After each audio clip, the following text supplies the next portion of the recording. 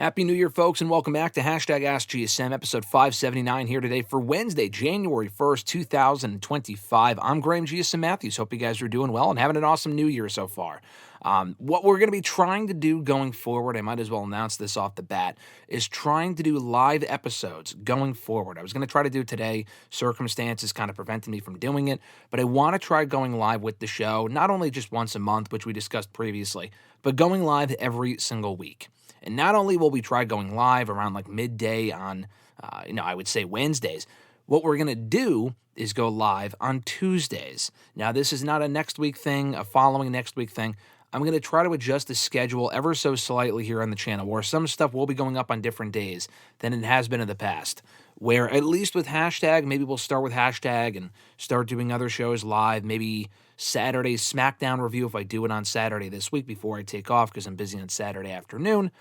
We could try doing that live. And it not only actually helps me save time in processing the videos and recording and whatnot, but it will also help, interaction as far as with you guys. You can help me break down these shows and answer questions, include more questions that you didn't send in previously. So not sure how many people would be watching live, but it would be something I would like to start doing starting next week. Today would have been the perfect day, but just with it being New Year's and whatnot, and just the circumstances weren't quite what I wanted them to be, and the stars haven't quite yet aligned.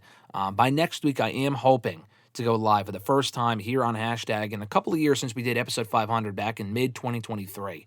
And like I said, next week, starting next week, for the first time in almost a decade, we're switching days for this show. So I will put up the questions ahead of time on Monday nights now. I know Raw is on Monday nights, but I'm going to put up the post on Twitter and Facebook and whatnot for questions on Monday night at, in the evening as I usually do, as well as after Raw.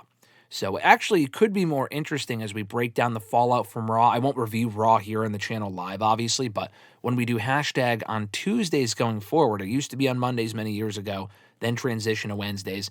I might start doing Tuesdays so we can get the fallout from Raw and also answer any questions you may have that may not be pertaining to Raw. So that will be starting next week. Not sure how many people will catch on immediately. It's not a day later. It's a day earlier that you're going to be getting the show. And it will be live too. So just to keep an eye out and an ear out for that next week here on the channel. But regardless of when you want to send your questions in, you can always send in questions for me to answer here on the show on the Twitter machine at WrestleRant with the hashtag AskGSM. Find me on Facebook as well, facebook.com/Graham.GSM.Matthews. Drop a comment on the post I usually put up on Tuesday nights, if not on the wall itself. And last but certainly not least, drop your question down below in the comment section on this very video. I'll include your question in next week's edition. So we'll start with the YouTube questions, which I haven't put in the document yet, so I got to go back on the video here. Not completely yet organized here in 2025, but we're off to a solid start, I would say. Let's start with Jordan B. Their question was from YouTube. He asks, right now, what do you think is AEW and WWE's biggest weaknesses? Good question. For WWE, I know there's a lot of talk of AEW, which we'll get to in a moment. I mean, it's pretty much the obvious. I guess we'll address AEW out of the gate here, because those are more obvious as far as attendance numbers being down and stuff like that. I feel like they can improve that sort of stuff with better storylines. And not just the fact that, the company needs storylines and more whatever. They have storylines. They're just not storylines that are overly interesting at the moment. So I think increasing the amount of storylines that they have, creating more drama, doing more to highlight newer stars. And WWE, also has an issue of going back to the same tried and true people they already have on top and older people. You have to build younger, newer stars. Both companies do have stars on the rise. And AEW specifically, they have Kyle Fletcher, among other people, that have really stood out and impressed me over the last number of months. And I feel like he's someone that you can build a company around in the coming months and coming years, because he has just such great potential, I would say. But Kyle Fletcher is one, building around people like him and, just not focusing, and for as amazing as the wrestling is, not focusing entirely on the in-ring action. The wrestling's great. The wrestling always has been great when it comes to AEW, but I feel like they could do a better job of branching out, doing stuff they haven't tried before, in terms of doing better storylines. Because like the Death Rider storyline is a storyline. It just fucking sucks. It's just really it's not really overly interesting at the moment. So they could do just better stuff with that. Running smaller venues. We've talked about that here on the show before. I mentioned it last week or the week before that. Absolutely running smaller venues would be a great step in the right direction for them. So, like, the AEW weaknesses are kind of what we've already talked about and what we already know. That's already been, well documented, well established. With WWE, people might be asking, oh, what weaknesses do they have? They're such a hot product right now. I mean, they aren't without their faults either. I feel like one of my biggest criticisms of WWE in 2024 is that their international shows, for as great as they were in branching out and getting hot, hot crowds internationally and that great atmosphere in whether it be Germany or France or Scotland, wherever, they need to do more to make those shows less predictable. Less is more. I love the idea of doing 5 or 6 match cards, but if they're not cards that feel overly eventful and you can't really go back and think, oh yeah, what was so special about that show? You can't make only the tentpole pay-per-view special, that being WrestleMania and SummerSlam. Even Survivor Series last year was not the greatest show they put on in 2024. It was probably among the weakest, if not the weakest show they put on in 2024. They could definitely be doing a better job of making those smaller shows feel more important. Going into 2025, SmackDown's going to be 3 hours. Raw's probably back to 3 hours. They're doing more events. They need to make sure, for as great as business is right now for them, that quality still takes precedence over quantity. Just expanding the amount of hours that you do in a week for WWE programming doesn't necessarily make it better. Giving more people television time, spreading the wealth, which they've done a better job of under Triple H. I think Triple H really, in him taking over creative completely in 2024, the creative was the best that it's been overall in one single year in probably 2 decades, to be quite honest. Like, there's been glimpses of greatness in the past 20, 25 years, but there hasn't been one truly great year for the product. And now we're just used to Raw and SmackDown being pretty good to great. If you do regularly consume the product, there are people that still refuse to watch and don't like the WWE style, and that's fine. But for those that do, I think we can all unanimously agree that it has been consistently good to great for probably at least a year or two now since Triple H took over 2.5 years ago. Vince McMahon came back, I know, but for the most part, it's been pretty good. Now we're just kind of used to that being the norm. And I think we all needed to kind of take a step back and appreciate what we have right now, considering what it was compared to, compared to what it was 3 years ago, 4 years ago, 5 years ago, 6 years ago, when it was fucking garbage, So anyway, I feel like as far as their weaknesses are concerned, I mean, this is not really a product problem, but not raising your prices to be absolutely egregious. I know it's like a hot product right now, it's a hot ticket, but you can't raise your ticket prices to a point where it's not affordable for the common person. I know like in certain markets, they're going to raise it up because they're not there often, but if Raw and SmackDown tickets get too expensive, it's going to go back to being what it was 5, 6, 7 years ago, where the arenas were half empty because people, not because the product isn't good, but because it can't afford to be there or bring their kids, bring their significant other, whatever. So they need to keep an eye out for that. But less is more. Again, the 5, 6 match cards, I personally don't have a problem with, but they need to make these shows worthwhile. I enjoy a lot of these pay-per-views, and they are much better compared to what they were a couple of years ago, but that doesn't necessarily always make them acceptable. Some of these shows are glorified house shows. They need to prevent themselves from doing that for every smaller show. The B shows also should feel important, with important storyline developments and reasons to tune in, aside from just good to very good matches. There needs to be great matches, matches that stand out as excellent. AEW, for all their issues in 2024, they had a lot of fantastic fucking pay-per-views in 2024. Like, if you put together a best-of match list with both companies, AEW will probably get 8 out of the 10 slots because they just had some stellar matches in 2024, and they have their own issues, but that's one thing they're not lacking in, is amazing in-ring action. 2024 probably better than any other year in their existence, dating back to 2019. And today's their anniversary, actually, of when AEW was announced 6 years ago. But anyway, those are probably what I would say the biggest weaknesses for both companies, and just not kind of falling back onto the status quo, which both companies have a tendency to do, and kind of just branching out, focusing on better wrestling for WWE more consistently, and for AEW, better storylines, and just doing more storylines and focusing on that. Again, I can't just say storyline, because they're doing a storyline right now with the Death Rider shit, and it sucks, like I said. So it's a little bit of everything, I would say. More variety among both companies. Micah does it from YouTube. He asked, do you think CM Punk will beat Seth Rollins on Monday and challenge Gunta at Saturday night's main event in San Antonio, Texas for the World Heavyweight Championship. I do. I feel like they're going to Punk and Rollins now.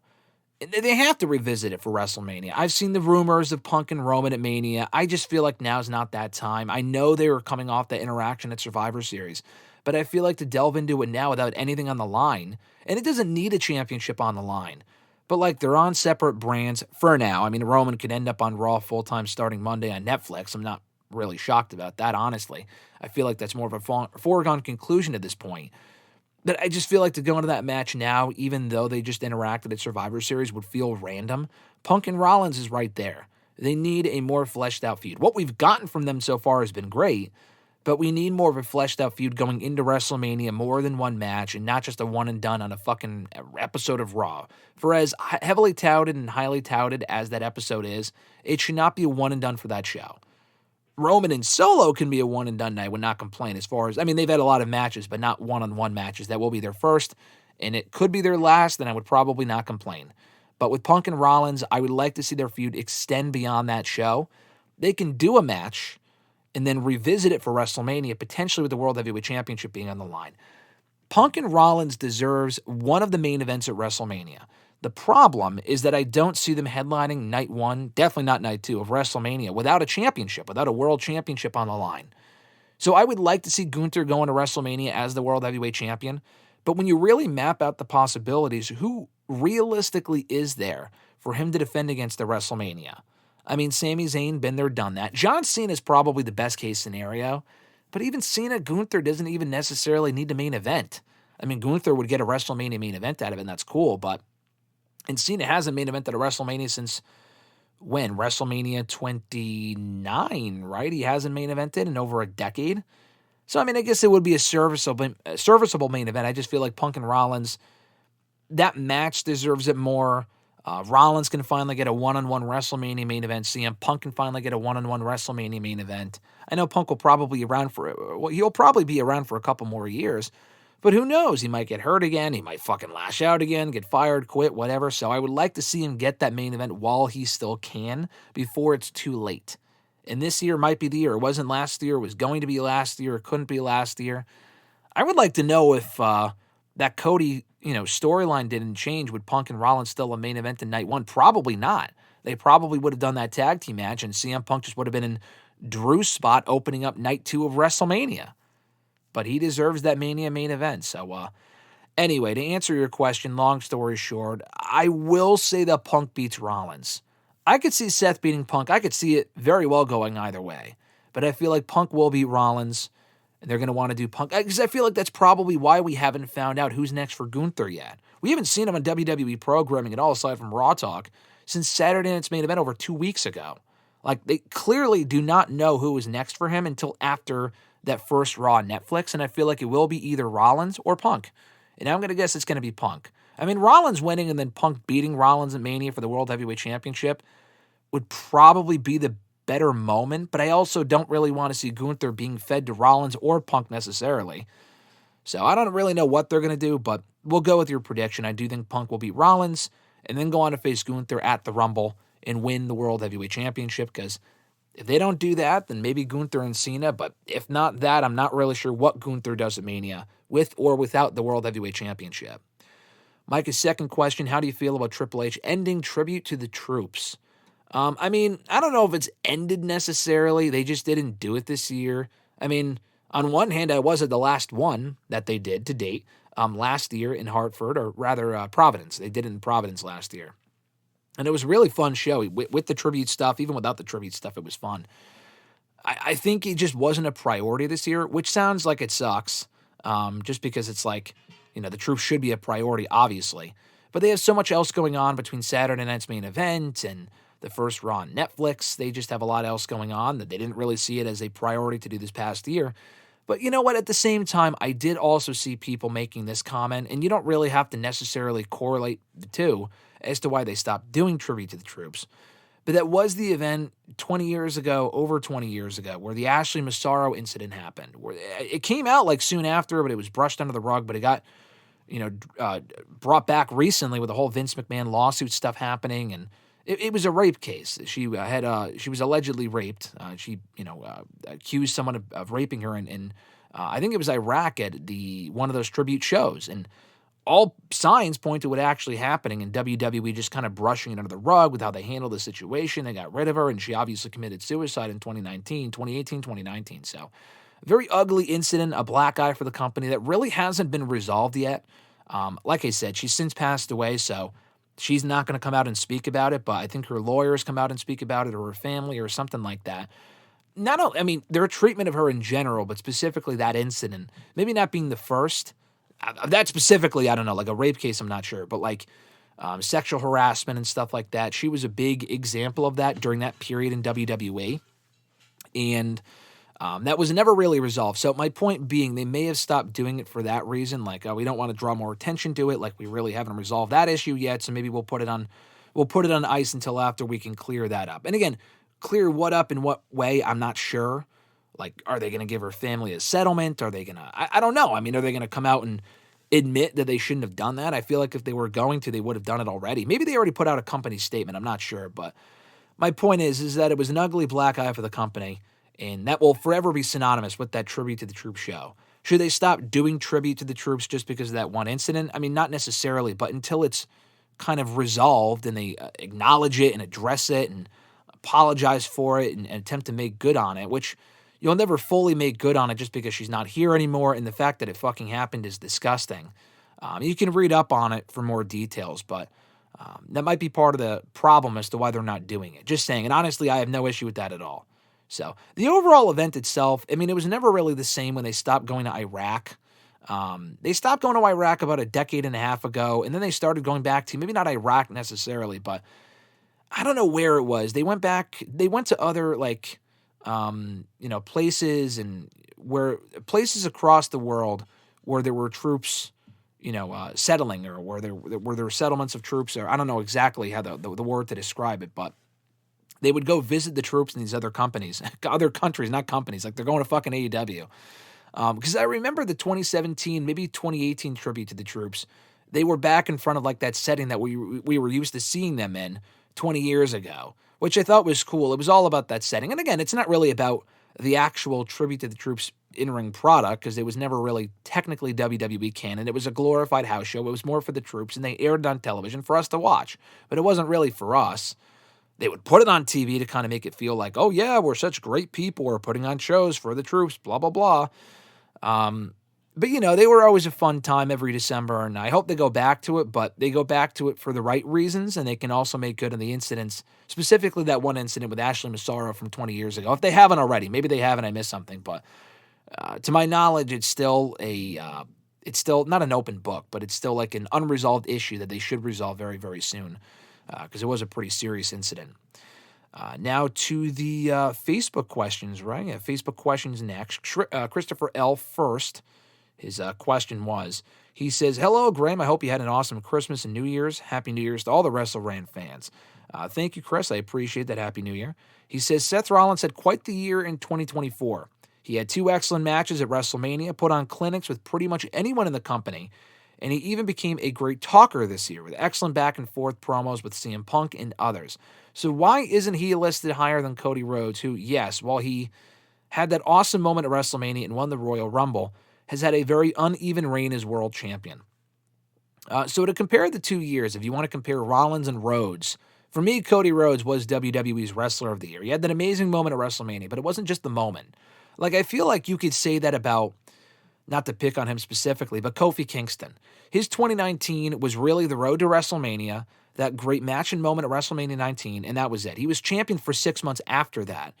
But you would struggle to remember how many matches. I remember because I just have a good memory, but most people probably couldn't even tell you 3 people that he defended that championship against during that run, specifically on pay-per-view. And even when he was champion, defending that championship, he was never the focal point of any of these shows. SmackDown, Raw, WWE programming in general, pay-per-views, and never headlined.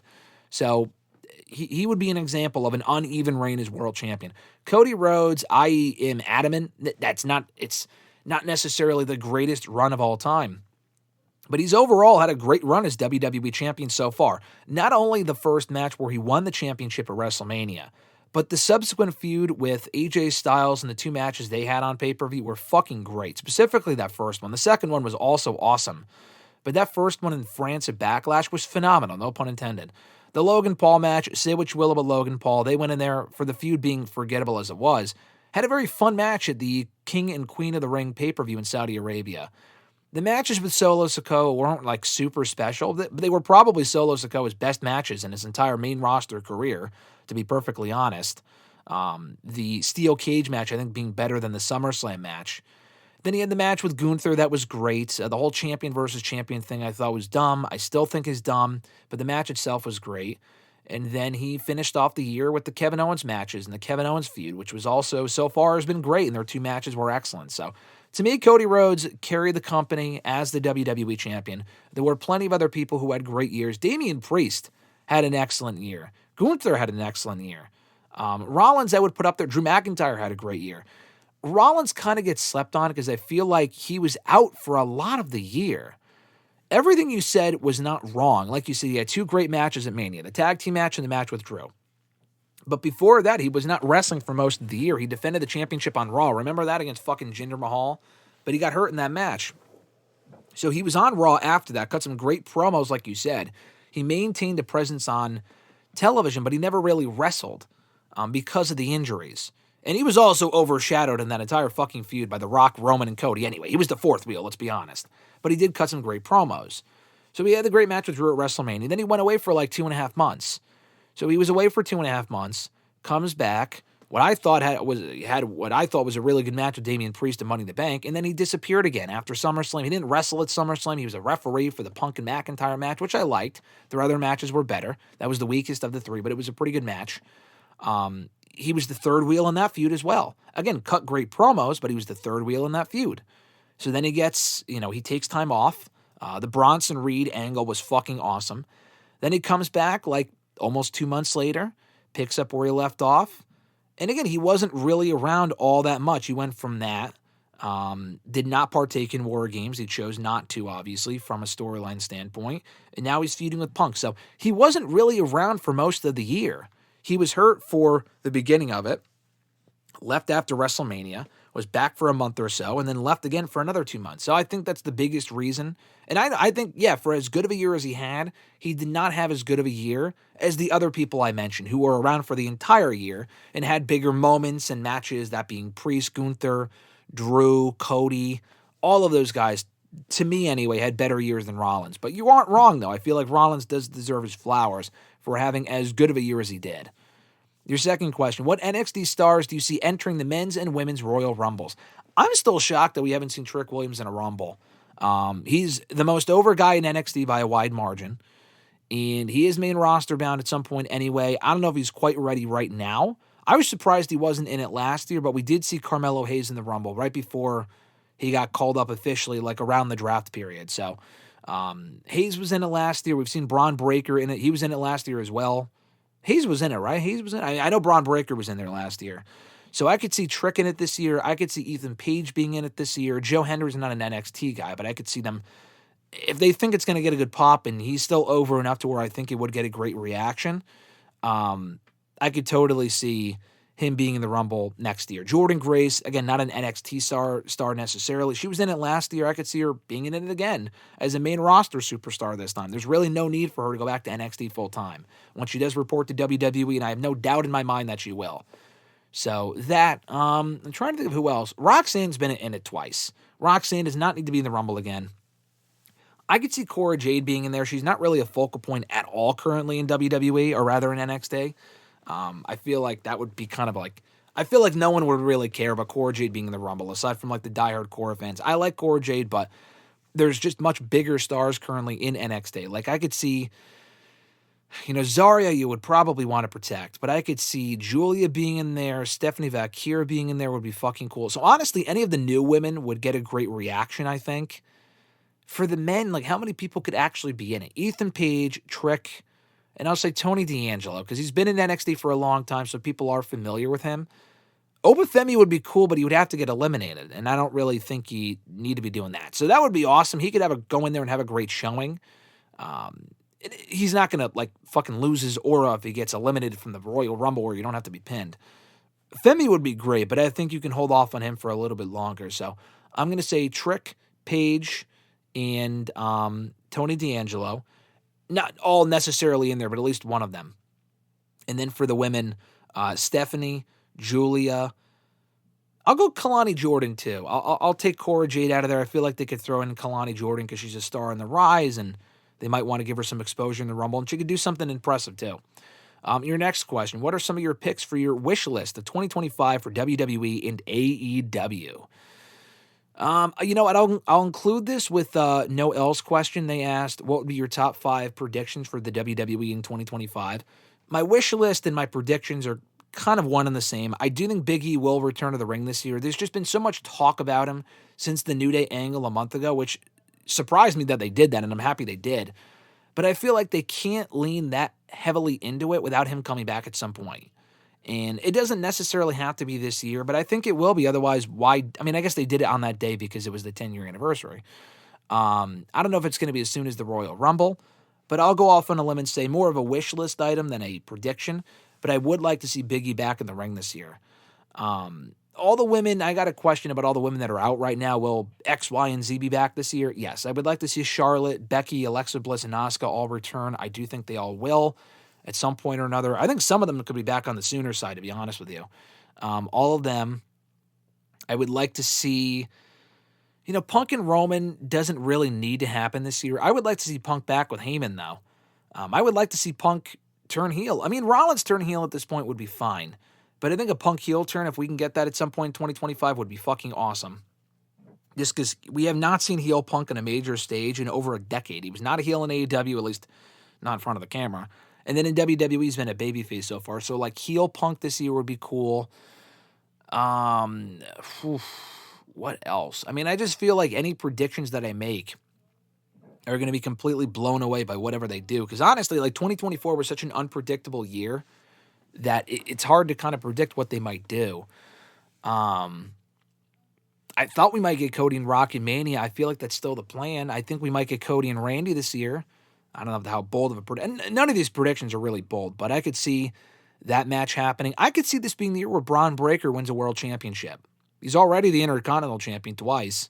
I could see him losing that by Mania and then setting his sights in the World Heavyweight Championship by the second half of 2025. So I could see Braun Breaker as a World Heavyweight Champion this year. LA Knight I would like to see as a World Champion. I just don't think that's going to happen.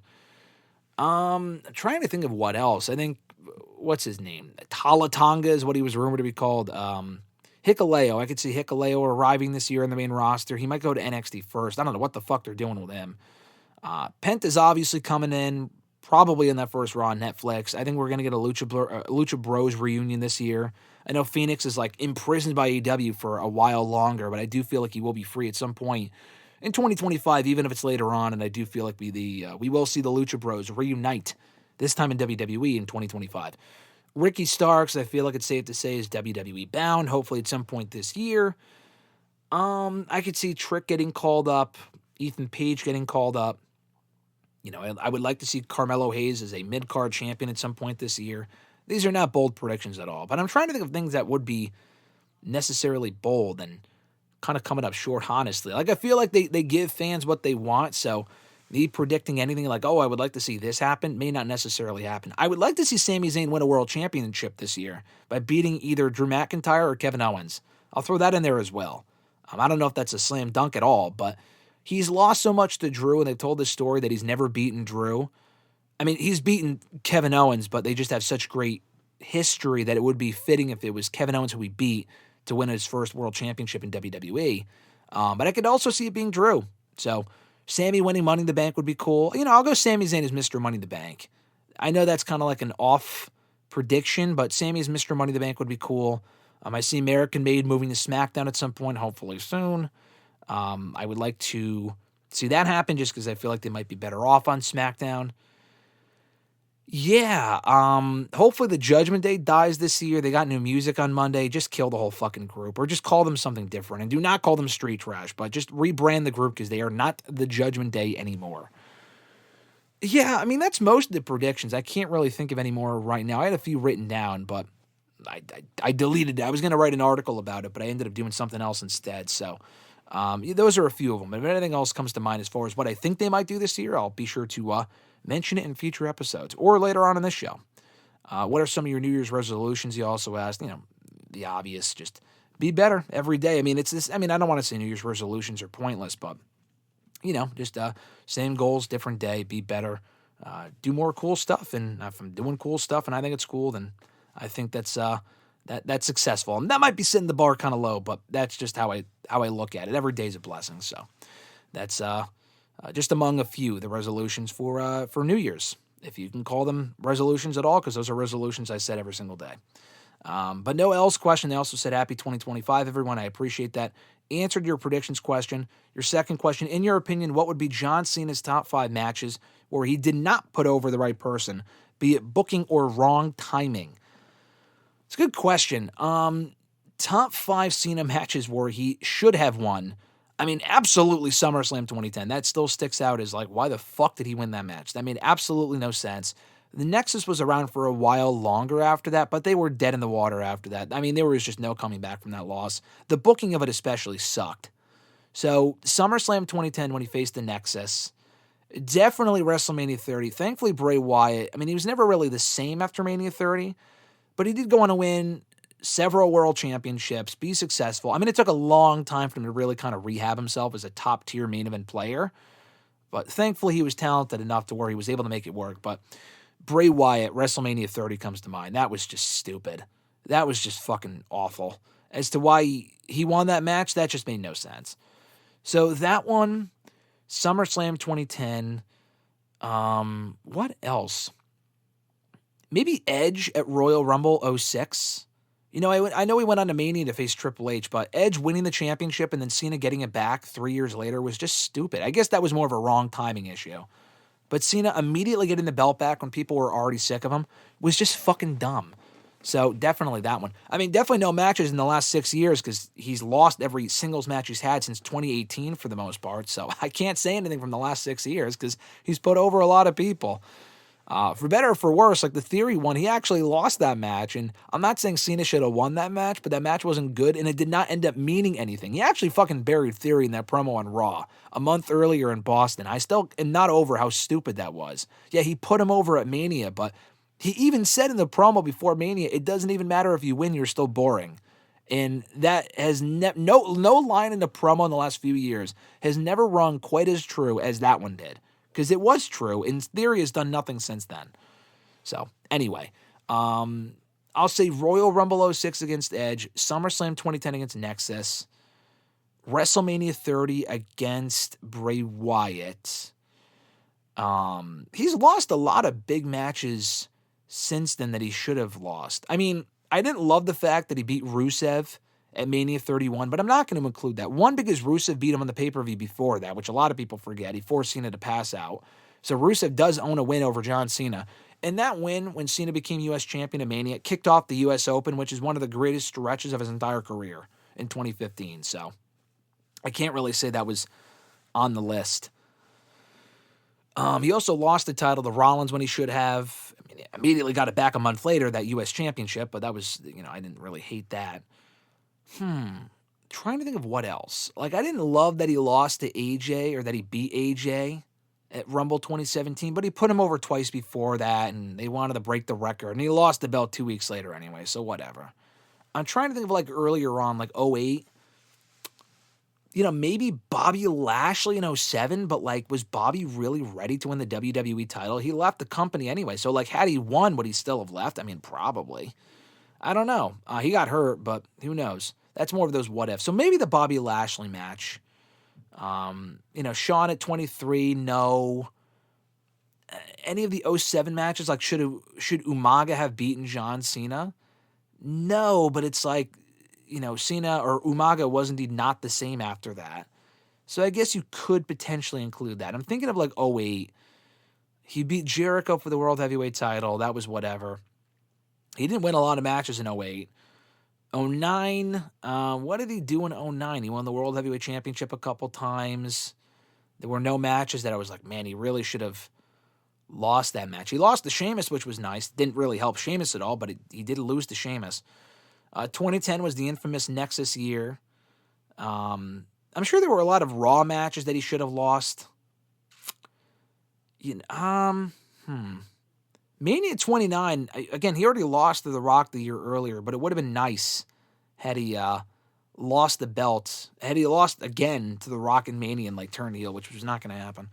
I guess maybe the Ryback matches. I mean, now we're really stretching, but the Ryback matches in 2013 killed Ryback dead.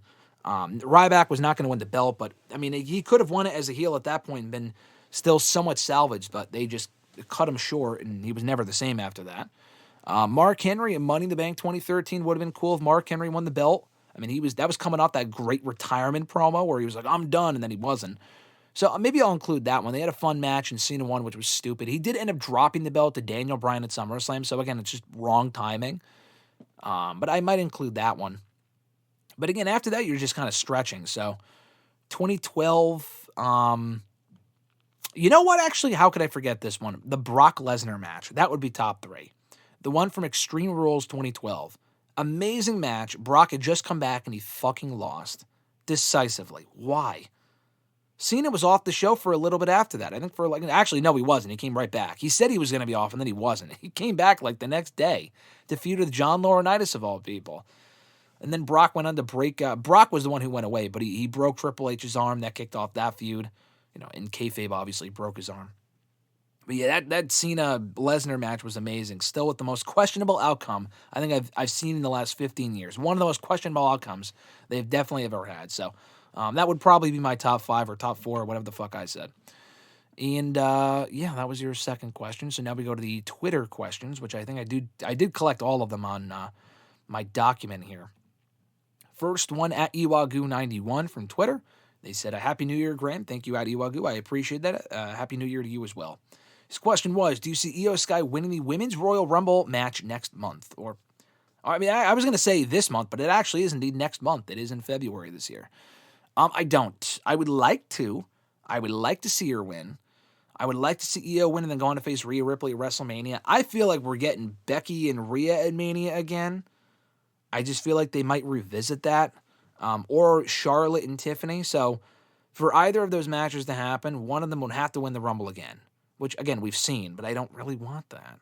So I think we are going to get a repeat Rumble winner, whether it's Charlotte or Becky. Io winning would be amazing.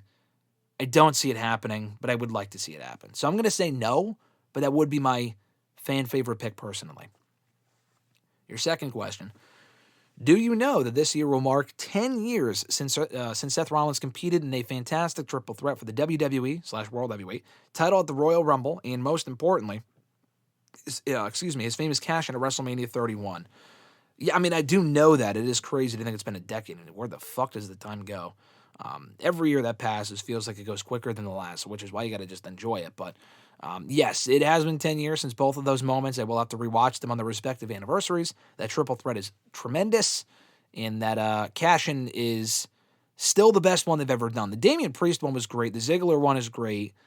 They've had a lot of great ones, but I feel like that one will still take the cake to me as being the best they've ever done. And the Edge one as well. Third question from at Iwagu91. Do you think Cora Jade should stay on NXT to become NXT Women's Champion this year, or go to the main roster with Roxanne Perez? She should probably go to the main roster. I mean, she's been in NXT long enough. They hired her 4 fucking years ago. I know she's been hurt a little bit. She had surgery at one point, and then she got hurt for a while. I get it. And it's just because you've been there for 4 or 5 years doesn't mean, you got to go up. But it's like, she's good enough. I don't know how much she's really going to improve being on NXT just to win the title. I mean, I don't even think she will win the championship. Based on her booking lately, I don't think she's winning that belt. They have brought in so many great women that are so much better than she is. They could turn any one of them heel, by the way. I just don't think Cora Jade, her time was, she probably would have won the championship had she not gotten hurt. I don't know if Roxanne Perez would have turned heel. That's a big what if. It probably ended up working out for the better. Roxanne Perez probably would have gone to the main roster, and Cora Jade probably would have beaten her for that championship over Mania weekend or before then or whatever. Or Lyra Valkyrie, actually. Roxanne Perez was not champion. But at this point, she's been there for so long. If she stays there to become NXT Women's Champion, she'll be called up next year. She would have been there for 5 years. Now, Trick is by that point will have also have been there for 5 years, or close to 5 years.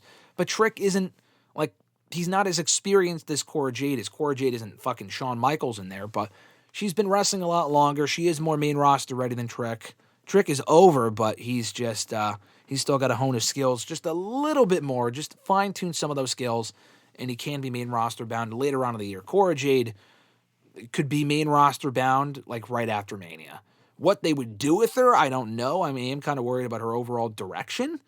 But she should absolutely be on the main roster at some point this year because, I mean, she will be playing the same role. I just don't see her winning. I just don't really see the point in her staying in NXT to win the women's championship when that probably won't happen anyway. At Millennial _Noob, rather, from Twitter, their first question was, what were your 5 favorite moments of Raw on the USA Network? Good question. Obviously, Raw's done on USA as of this past Monday. I put this in a tweet yesterday, but it was because of USA, Raw being on USA, that I actually got into wrestling. So had Raw not been on USA, I don't know if I would ever be a wrestling fan, to be quite honest with you. Just because I was already watching USA, Monk and Psych, and I wanted to try the other programs the network had to offer. And I tried out Raw, and I tried it out initially and wasn't a fan. It took me a while to kind of really get into it. When William Regal was doing his thing as the Raw GM, then I really fell in love with the product show, whatever. And that was because of USA. So I'm eternally grateful to USA Network and my grandfather as well for getting me into it. The USA Network and then wrestling subsequently. So, yeah, 5 favorite moments. I mean, I don't know. In the last 16 years that I've been watching WWE, Raw has always been on USA. So the Punk Pipe Bomb, obviously, would be either number 1 or just high up on the list. I will never forget where I was when I watched it and just how I felt after it happened and going back and watching it, just an iconic moment. So that, trying to think of what else. The Rock coming back that year was cool. There's been a lot of great Raw moments in the last couple of years. Ziggler's cash in that post-WrestleMania Raw in 2013 was just magical. I wasn't there for that one, but that was awesome. So probably, I would probably put Ziggler's cash in on there from 2013. Brock coming back in 2012 also, and then after WrestleMania would be on that list. That was fantastic. From earlier on, like 2008 and shit, trying to think of a moment from like 2008 that really stands out. Jericho's heel turn stands out. I think that happened on my birthday, actually. In 2008 on Raw. That was a great moment. That whole year I'm very nostalgic towards. I love that. Just that overall year, there's a lot of moments that are insignificant but stand out to me because it was my first year watching Raw. Like Punk and Kofi winning the World Tag Team titles that year.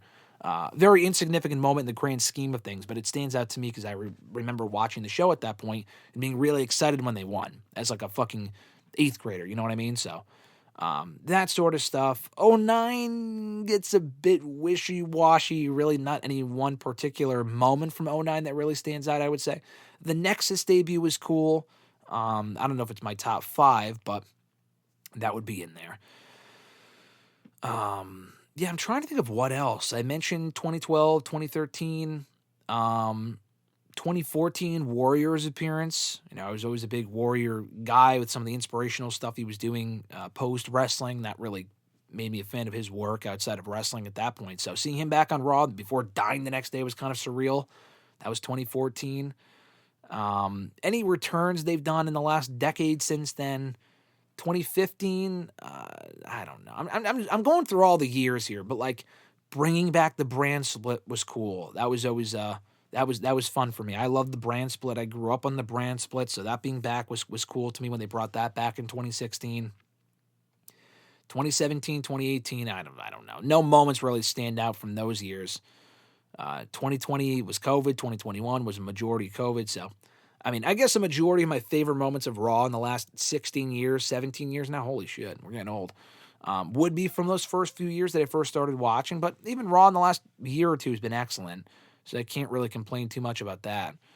Some of the debuts, like the Wyatt Six debut this year was cool. I don't know if it's one of my 5 favorite moments of all time, but it's up there. Punk came back, but that wasn't on Raw. That was at Survivor Series. Like the Hardy Boys came back, that was a WrestleMania, not on Raw. So the thing of Raw exclusive moments is difficult, but really just the overall run of the show since 2008, because it's always been there, so it's always been a big part of my life. on USA specifically. Their second question, will we see the return, this is what I mentioned earlier, will we see the return of Alexa Bliss, Asuka, Becky Lynch, and Charlotte Flair in 2025, and how will fans feel about them returning? Charlotte's will be the most polarizing, obviously, because Charlotte's just a polarizing character in her booking and whatnot and what she does, and she probably will end up in a main women's title match at WrestleMania. She wasn't in one last year. She was in at 39 and 38. The 38 one with Ronda just wasn't really that good. But the 39 one with Rhea was awesome. So, she's had some stinkers at Mania. She's had some great ones at Mania. It goes back and forth, I suppose. But regardless, I feel like people will have a lot to say about that. Becky being back, people will be excited over. People do she is a little polarizing in terms of her placement on the show, but she's a big star. What else are you going to do? Asuka people will be happy to see back, and Alexa Bliss, she's been gone for much longer than any of them. She's been gone for 2 years because she got pregnant. So, I think she'll be back very soon, and I think people will be happy to see all of them back, but especially Alexa Bliss, just because she's been gone for so long. At Reborn Again, John Ritland from the Twitter machine and on YouTube. Check out his channel, Real Honesty with John Ritland. I'm hoping to record a podcast with him in the coming days, about the best movies, top movies of 2024 as we have the last couple of years. So looking forward to doing that very, very soon here on the channel. I think on Friday we're speaking, so I'm looking forward to that. But anyway, John says, Happy New Year, Graham. Thank you, John. You as well. He said, with how much Netflix paid for Raw, do you think WWE will be practically forced to put on banger after banger for weekly TV, or will they have to get complacent after WrestleMania season like always? Or will they get complacent after Mania season like always? I think it's absolutely the latter. I mean, WWE does this fucking constantly, where they put all this effort at first into whatever it is. I can name you a dozen different things that they have done this with, whether it be the initial brand split, the second brand split, bringing back the brand split. They'll go like all gung-ho with this shit, and then they'll just forget about it. Main Event the show, Superstars the show, 205 Live the show, the Cruiserweight division they were all gung-ho about before they just kind of moved on from it. I mean, Triple H being in charge has made some stuff better, but it's the same thing. I honestly expect Saturday Night's Main Event to become the same thing of what it was towards the end in like 06, 07, 08, where it was just another show. Like the first one they brought back a couple of weeks ago was a big deal, but they just have so much content at this point.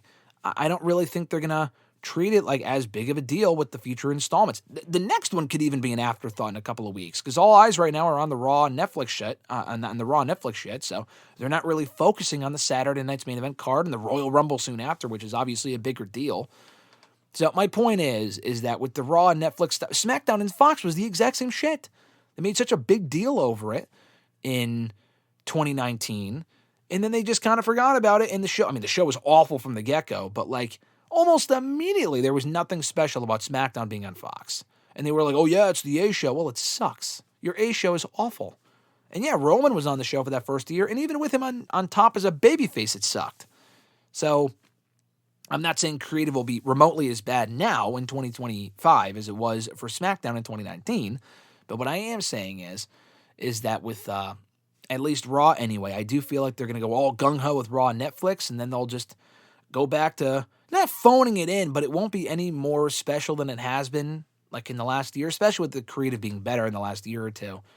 It'll just be the norm. And honestly, if Netflix does indeed have an out clause at 5 years, I honestly do expect Netflix to be like, yeah, we're good. We're not going to pursue this for another 5 years. Go back to network TV. And then Raw is going to have this big homecoming show in 2020. What would that be? 2030? It's going to be like 05 all over again, 25 years later, where it's like, yeah, we're back on USA. We're going to come crawling back to USA Network because that fucking shit's always going to be there. It already has SmackDown. I feel like they're going to go back there with Raw in 2030. I hate to be negative, but I just feel like Netflix is going to be like, yeah, they're going to make a big deal about it now. Like Fox. Fox was like, yeah, we're good. They didn't have a 5-year out clause. They had a 5-year deal, and they were like, yeah, we paid all this money for a show that really didn't pay dividends for us. It was kind of a failure in that respect. Netflix, honestly, they paid them a lot of money. Are they really making that money back? No. I mean, it's a hot product, so it was I guess a smart business decision on their part, but I really don't think they're going to see any return on investment with that. And they're probably, after 5 years, going to be like, yeah, this isn't really working out.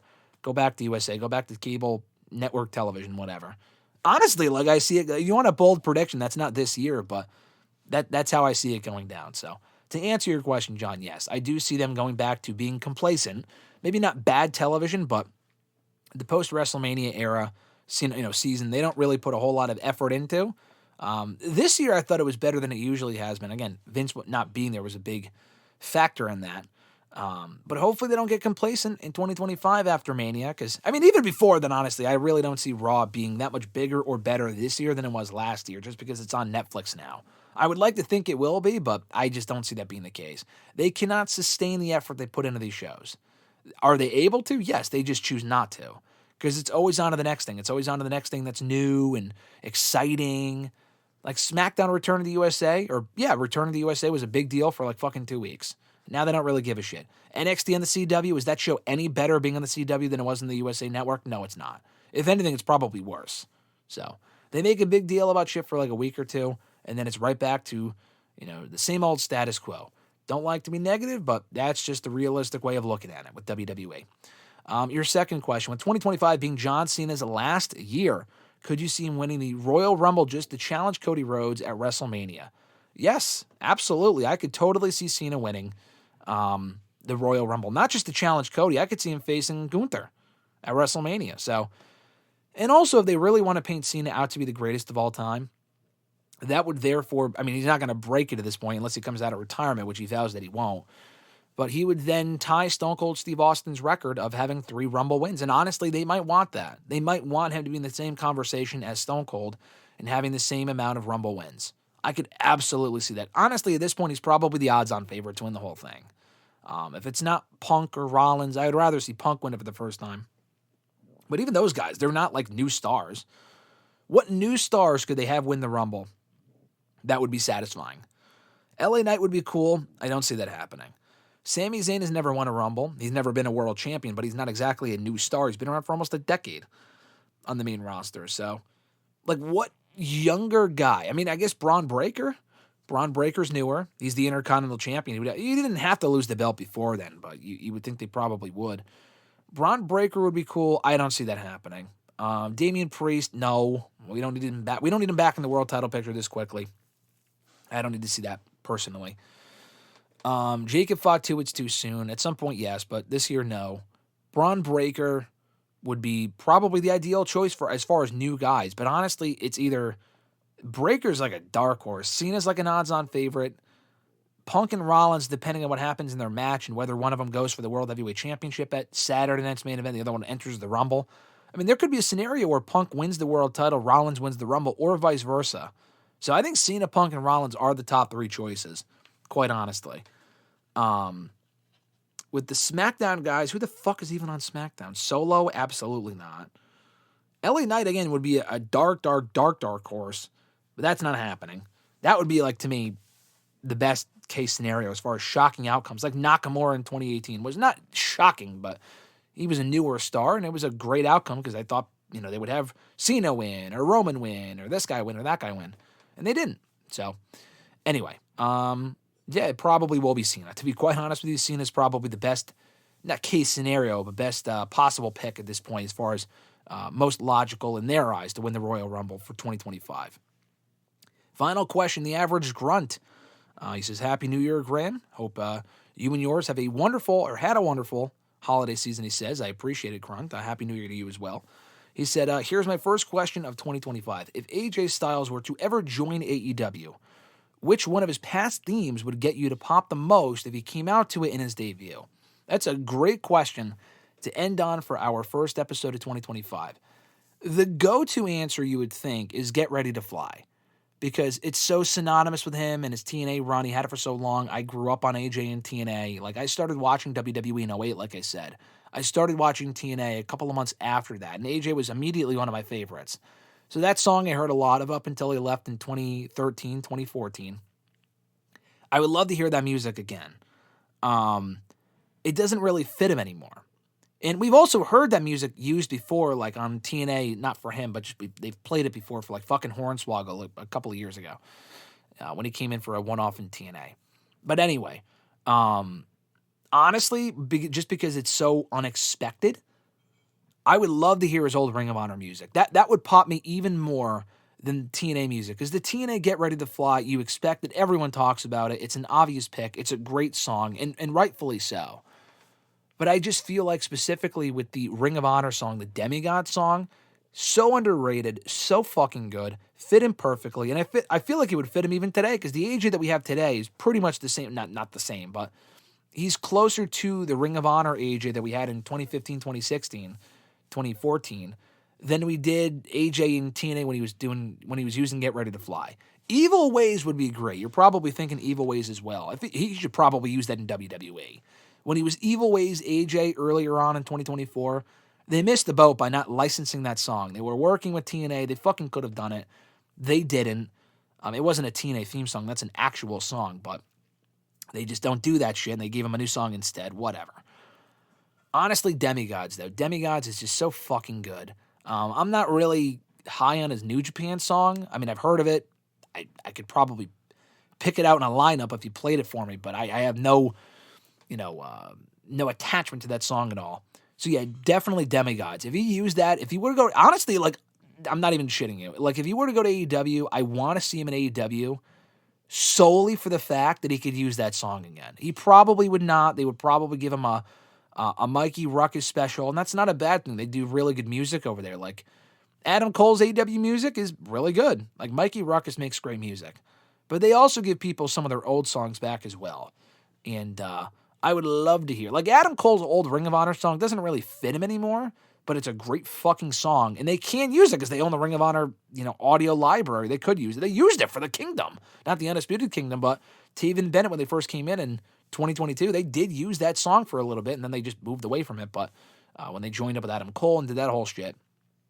But, yeah, I feel like Demigods would be the obvious choice. I just feel like that would be so great to hear. Again, it would fit him even in 2025, and it would be just such an underrated song, and I cannot praise that song enough. I'm going to probably go listen to it after we're done here just because it's so fucking good. But anyway, guys, that's going to do it for the last episode of 2025. Thank you so much for all the support in 2024 and every other year for the last 11, 12 years now of the show.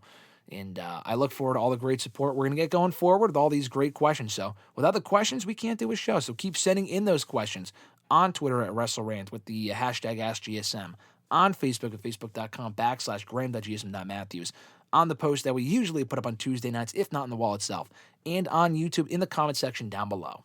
So like I said earlier, what we're going to try to do next week is go live, but also not only go live, but have it go live on Tuesday. And not only just next Tuesday, but maybe every Tuesday going forward. So for the first time in almost a decade, since late 2016, we were switching nights.